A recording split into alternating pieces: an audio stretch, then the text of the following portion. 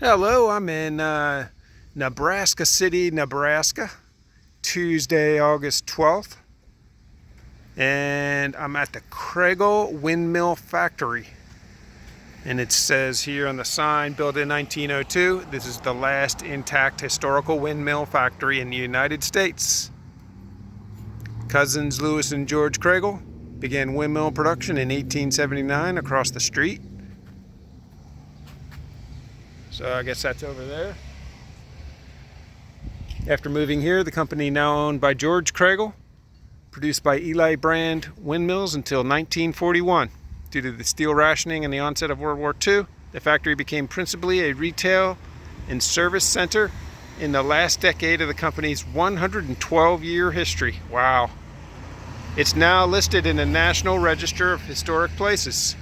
And just last year, 2024, the National Historic Landmark was awarded. So that's great.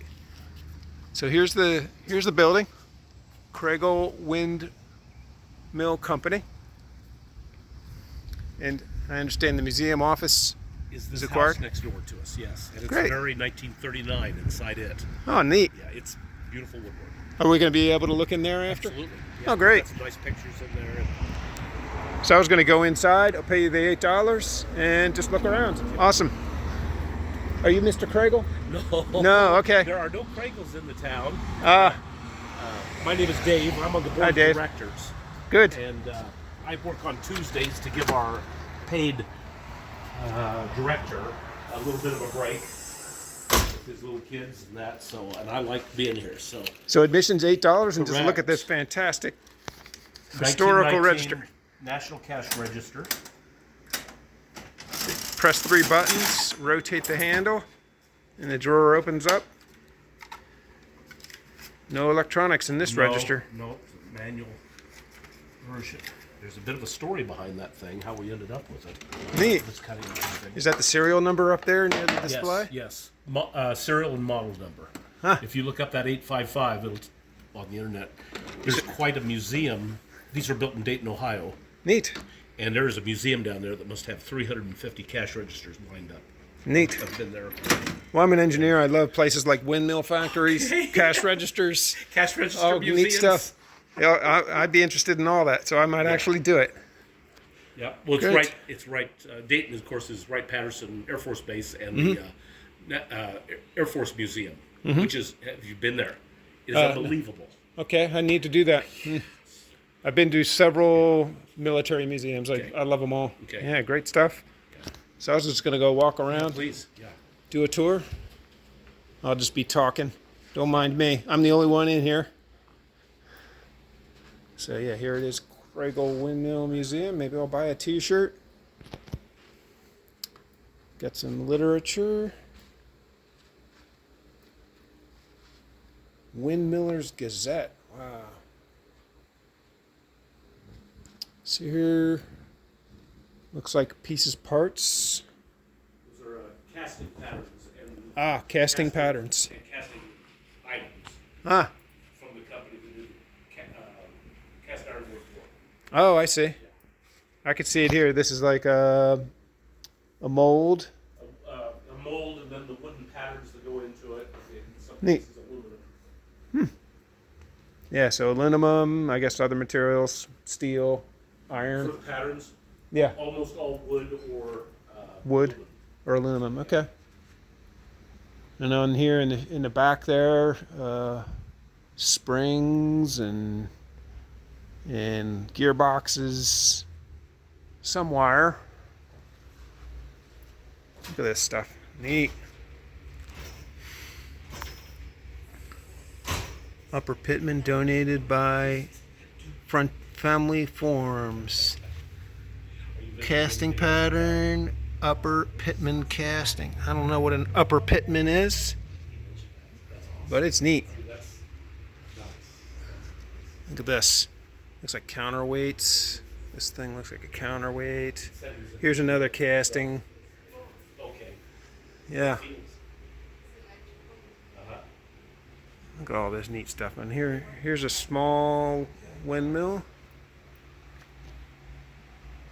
This one looks like a pump, a water pump, I'm guessing. So as the windmill turns, As a civilian employee or as a native? Really? neat. Okay, I'm unaware of that yet. Here's some blades, Uh, windmill blades. Here is Omaha and Bellevue, just south end of So here's some tools that they might use, a windmiller might use to make a windmill. Patented tail sheet splice. AC oil filters tested here. So some things kind of unrelated to windmills. So some clamps. There's a saw. Looks like a spline. Some ratchet drives. Back there, it looks like maybe motor generators. Neat. So, yep, got hammers in these drawers. Please do not touch, so I won't touch. Although I'm very tempted to touch, but he's looking right at me. I don't want to touch it. Looks like a giant pair of scissors here, probably to cut sheet steel. And these look like drills, hand drills. Back to the other side here. So they got this whole building all the way to the back. Wow, it's getting better and better. Look at this, here's a gear drive, hand. So this looks like a roller mill. And you can press some part here, maybe to make it curved. I see how these work. This is going to make a curved blade. So there are some examples of blades. So these tools here, you can crank that and roll out a blade and make it curved sheet steel piece. Here's a brake. You can cut sheet steel with that. A whole bunch of different blades of various sizes, bits and pieces. Some of these piece parts are really old. Bunch of brackets, bracketry. Oh, and up high on the wall, might be hard for you to see because of that window, so I'll block the window. Looks like curved forms that you might make a blade with. Saw blades down here. Looks like a table with a blade there in the bottom, so you can mill things. So like a milling table to mill wood. Look at this nice color picture. Most of the pictures in here are black and white. Here's a color one. And then above my head, wow, look at this thing. So you've got a drive up there. Looks like a motor's in there now. I don't know if it was always a motor. And then a belt drive from here to go over to distribute the rotational force around. Neat. And then it's all the way down here. So a whole network of belts and drives to run the various machines.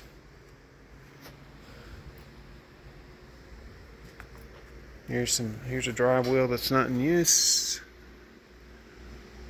Wow, there's like a saws. Here's a grinder. All this stuff is belt drive. Yeah, here's the spindle where the belt would wrap around. Not the belt's not on it right now. Oh yeah, Dave's got a belt right there. So what's that? Leather? This is buffalo hide, Buffalo. American bison. Wow. Buffalo, whatever people call it. Extremely old model because of the. And if you don't mind, don't touch these because they're really fragile, which is fine. But the lacing on this one is a hand lacing done with bootstrap leather to attach one end to the other. And for one of these to even exist is extremely rare because these systems are so fluid with new machines coming in, old machines going out, drive belts lengths changing, Right. these getting cut and spliced for different reasons. To have that old style original hand lacing is incredibly rare. Neat. Also, this is off of an old male bull bison. The thickness of this, it's right in between 5/16 and 3/8 in thickness. Incredible example of the bison hide belt. Wow. And are most of the belts here in your shop bison? Or? All of them but 2. Wow. And we have 19 machines belted up.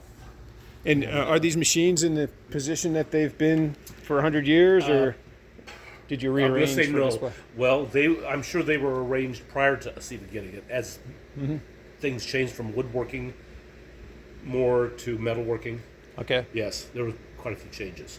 I see. We have, yes, to get the ADA rated walkway through here You had to to be move open machines. to the public, we had some concessions of moving, kind of parting of the ways here on some of the machinery. But Yeah, I all see. the machinery is in the immediate area. Right. Yeah, and most is original because it's bolted down, Yeah. and we never moved that. Yeah, I could see some of these could actually run. Do We you ever will run this? in a moment here? Oh, wow. Yeah, We're in for a treat, guys. the east side line shaft we run. It runs so well. And when we got it, everything ran. Neat. That was in about 1997 when we acquired it from the family. Wow. Yeah, that's a testament to just the way they built things in the old And days. the way they were cared for by the machinists that were here. Yes. Great, fantastic. So yeah, I'd love to see it run. That's neat. And there's like one central it's shaft actually- here. It's two. If Two? you notice the diameter difference between that shaft and this shaft, Okay. on this column, support column here, the bearing journals, it is split, I see. and this one runs at 225 RPM, Right. and the other one runs at 195 RPM. Are they geared together in some way? Or Not at all. Independent. No, you can run them independently. Okay. This one has never been completely taken apart with the bearings checked and getting the oilers working, and it's got a high draw on it when we hit the motor. I see. So we just, one of these days, maybe the next generation, people will go after that. That's great. Well, thanks for restoring it as much as you did. This is neat. It is. Yeah. It's a toy store to me. It's like a toy store. And what's this machine here? This one? That's a table saw. Okay. Just like you'd buy from Sears, Craftsman table saw, for ripping lengthwise on the wood. Nice. And it's a kit. You would buy the metal kit, and it would come with instructions on how to cut the wood to build the main frame of it. Neat. And Yeah. you put the metal components, the arbor and the pulley, and then attaching nuts and bolts, and bolt it together. And then there's another table saw over there also. So this blade is attached to a shaft Correct. that goes And underneath it's the driven table. by that belt. Yep. Yes. There's a belt here going up to the ceiling. Goes over to that shaft, and I guess that shaft connects over to this shaft. Yeah, it's driven driven off of this right here. This is belt to belt. Neat. Yeah.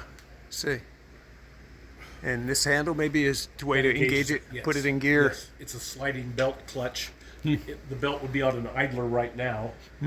I see. And you grab that, pull it over, and those two fingers will walk that belt over onto the connected pulley to the shaft. Okay. And start running.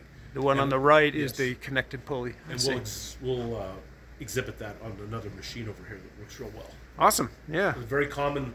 This is very common stuff 100 years ago. Yes. If you were repairing shoes, if you had a sewing factory, if you had various versions of this type of drive system. Neat. Yeah. Originally, they had a 14-horse Van Dusen brand hit-and-miss engine that ran the whole line shaft as one. Wow. Then in 1920, the city got electricity, and you can imagine the stink and the noise from that engine running in here. Right. And they put in two 220-volt single-phase motors. I see. And that was probably like dying and going to heaven, getting rid of that engine and going electric motors. So there, up here is a 7.5-horse GE Up top there, motor. it's an electric Yeah. motor. But originally it was a Hit and miss engine that was mounted over here. that ran on diesel. You know, like what they used to call white gas. White or gas. Early kerosene. Yeah, kind of crude. It was spark ignition. Did it ever run on a windmill? That would be really neat. Making windmills with wind. Okay. Yeah. I don't know. No, I'm it just didn't. asking because It I don't didn't. know. Okay. Yeah. All righty. This is the assembly area here. Assembly We put area. in the world of windmills, the unit up at the top that changes the rotary motion of the blade to the reciprocating action of the pump rod is called a motor, Okay. just generally. So these are windmill motors being assembled here. This is a windmill motor. Motor frame right there. Then the shaft assembly with the crank plate and the hubs would mount on this, Okay. and the wheel would be out here. Okay, and Yes. the blades will be out Yes, here. and then the tail, the guiding tail is out here. Okay. Big metal. So there's a shaft in here that's going up and down, reciprocating. Yes, a rod, a pitman. A up and pitman. down. Okay. And down 6-inch stroke. It's this stroke right here. It's from here to here is 3 inches. So when this goes around, you get a 6-inch reciprocating action on the pitman. I see. Neat. Lots of words I'm learning here. Well, Pitman. yeah, and there are different applications of common words. Yes. Yes. Yeah. Okay. So the assembly area here. They used to work on open pit type wells, the old hand dug wishing well type wells, 5 feet in diameter. Yeah. Right. There's a swing seat up here where a man, usually a small gentleman, would sit on this swing seat and be lowered down into the well to repair the wall, the brick or the stone wall of the well. Okay.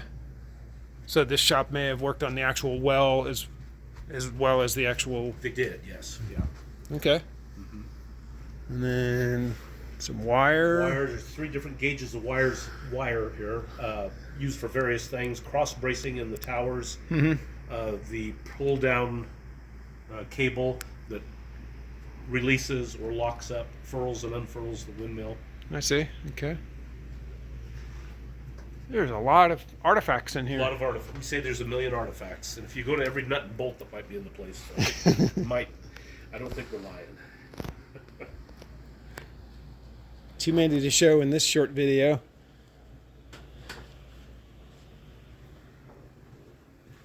Oh, and there's a It's a forge. forge? Yes, and Okay. it's coal-fired, and it was used primarily to melt the babbitt, lead, tin, babbitt material for the bearings on the main shaft. This is babbitt ingot here that would be melted down, lead. That's lead. Yeah. Okay. And then it was also used to heat up metal, iron, steel, red hot, so it could be formed like on the anvil. Yep. Yep. Big chimney going up, coal fired. Yeah, good place to be in the winter, but not so much today. Right. That was running. And Those then are what's 2 large drill presses. drill presses? They're Morse taper drill presses where the bit has a tapered end to engage the collet. Okay. And we've always talked the beauty of the design and the curvature of things. It is beautiful. It is beautiful in its own way. Yes. French curve. Look to it. And it looks like it's had electric added at some later date, maybe, or Well, yes. I mean, it's belt driven no matter what. yeah, there's belt driving that. So yeah. to the electric motors up there and in the cupolas, a person could figure out a motor mount on this, put a late model electric motor on it, and drive it directly, and that's done with old. Is that a welder's mask way back there It with is. the wow? Some welding going on as Yes. well as forging. Neat. And lots of little bits and pieces. Nuts. Never washers. throw anything away. Well, it's kind of like preserved in time. Almost feels like Well, transporting back in time. it is that feeling. Yes, 1939 Yeah. pre-war is what we're representing here. Okay. 1939. When they were in full production. Mm-hmm. Yeah. And lots of materials on the shelves. These were German German. people, machinists. We went back 7 generations on the family to Hanover, Germany. Hanover, They're Germany. all metal workers of some sort, all the men. That is an 1865 Civil War era lathe on the left there. This is a lathe I'm looking at? This right here. Oh, this is a lathe. Yeah. Okay. Belt-driven lathe. Belt-driven, extremely good condition, Yeah, it very does look tight, bearings in good shape. And the other lathe on the other side over there is a 1920. That's the newest machine, big machine in here. 1920 is the newest thing here. Wow. Yeah, and it's a turret lathe with a multi-position, what do you call that? The turret on the other end holds multiple bits on it, so you can quickly just rotate it to do different drill bit sizes or cutting bits. Neat. Neat. Not responsible for accidents. And is this another lathe? No, that is a rigid brand pipe threader. Ah, And it's pipe a threader. motor, internal motor that spins that pipe, and you hold your. Where's the pipe plate in here? Just you hold your threader against that. I see. It's not locked down right now. The jaws aren't tightened up, but that would go on there and create the threads. So you hold that stationary, and then Correct. this turns, Yes. and it cuts a thread into Yeah. the end of the pipe. Neat. And then some wood and stuff. Well, I can't wait to see it turning. If you could turn that on, I'd love to see that. Okay.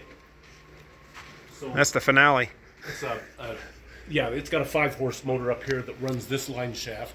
Okay. Main off of that motor down here So that motor up there is the original from 1920. energy, 1920, Yeah, and then this- that's going to be the start of the force to get everything else. To get this east line shaft running, yes. Okay. Yeah. All right. It's quiet. It'll make a pretty good little chirp when the belt slips as it starts, I see. which is what you want to do. And how many horsepower did you say? That's a 5-horse. 5 horsepower. The Okay. one on the other side that runs more equipment over there is 7.5 horse. Okay. So But we're they're going to run the both 5 now. 1920 model GE motors. So this knife switch turns it Look at that. on. We call it the Frankenstein switch. And here we go. All right. Started right up, running like a top. So all day long during production, this would run. And then whatever employee needed to run whatever machine, they would go there and mechanically engage the clutch for that machine and run it. Okay. So right now, all the machines are in neutral. Correct. They're just, Okay. idling, or they're not even idling, they're in neutral, Okay. And I'll give you an example on this broaching machine here. We demonstrate this. Broaching machine. Okay. In the world of machining, cutting that keyway is called broaching. Broaching. Okay. And that's the crank plate off the motor assembly of the windmill. All right. So in this broacher, there's one of these crank plates mounted solid right now, held down with this plate.